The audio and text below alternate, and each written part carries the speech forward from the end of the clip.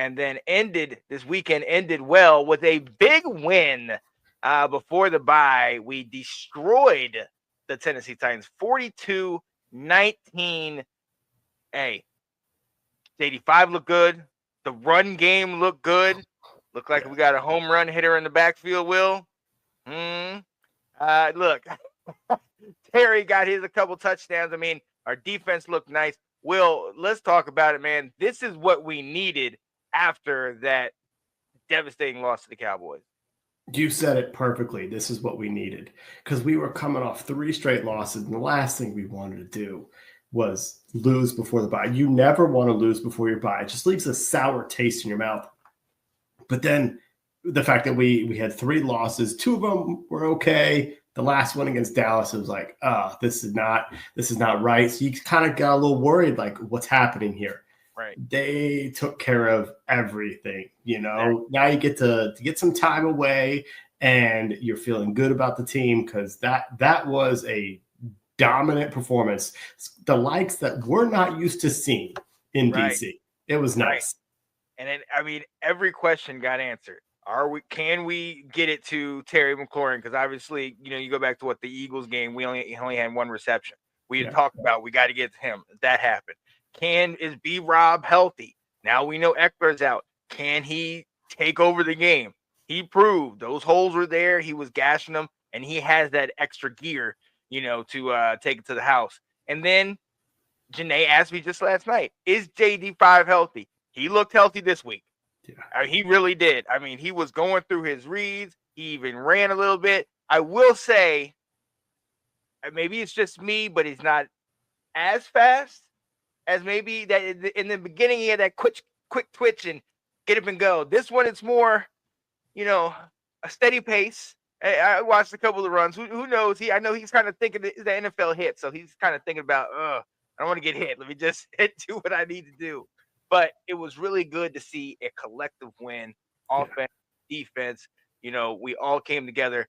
You notice I didn't mention special teams because we have had the luxury through that 7 games winning streak that we were having where we had a good kicker.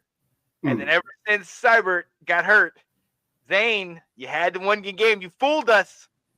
Fooled us. This last game was not good. Will, what are we gonna do, man? Is that a problem? It seems like it's a problem. It does seem like it's a problem. Let's certainly hope that Dave's seen enough of practice to say, something was off. But remember, we talked about this on the college show. It was December. It was 40. It was in the 40s. Yeah. That's a lot different than kicking. He was kicking in early October, maybe middle of November, where it was much warmer. It was 10, 20 degrees warmer. There's a difference, so let's hope they're seeing enough in practice. And Dan Quinn did say that, we got with him. We know what he's done in practice, so that they signed him. So they're keeping Zane. But yeah, we're going to need to do better there. I thought you were going to talk about your guy. Your guy has the same stat that you did. Tress Way, when interviewed, said, hey, anytime the offense outperforms by punts is always a good day. Exactly. There we go. Tress knows. He's been paying attention. Only having that 1 punt for 52 yards. I love this. Look. Yeah. I love that stat. But I love this more when he's not, when he's not outgaining him. And we gave him the day off. That's what we're used to. What's funny? In each of our 8 wins, with the exception of maybe that first Giants game, the first win, we have given him light days. Like the offense has been going that well where even if we're not scoring touchdowns always, we're getting in the red zone and we're scoring. And he has been giving the time off. So I appreciate him and I really want him to rest. But yeah, I like that he said that.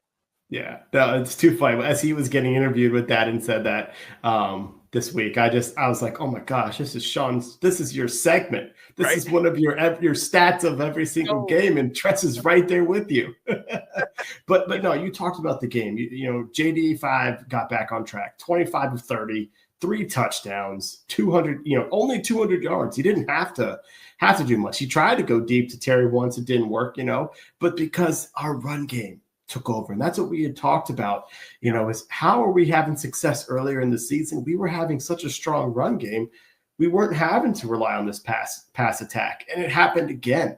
And what's interesting about it, and what's also great, is we were worried about their defensive line. We were worried about, is Brian Robinson healthy? And even if he is healthy, can we run on these guys? Because the last 3 teams had stopped our run, and that became a problem for offense. And from the get-go, it was not, including, you even talked about it, Brian Robinson had maybe his first breakaway touchdown as a Commander.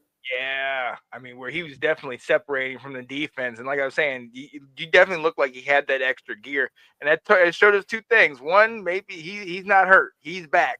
But to your point, we had that conversation a while back about Clinton Portis, and is he similar to that? Well, to your point, I hadn't seen that until this game. That run where he kind of separated from that safety, I was like, oh, okay, I haven't seen this before. So yeah. I liked what I saw there. Yeah, no, the run game was, I mean, it was spectacular. And even their Pro Bowler, they're all pro, Jeffrey Simmons, said they had a really good blocking scheme set up, so kudos to our coaches for figuring out how we're going to get this thing going. Also, kudos to the coaches. Very first play of the game, Cliff Kingsbury, Terry McLaurin. There you go.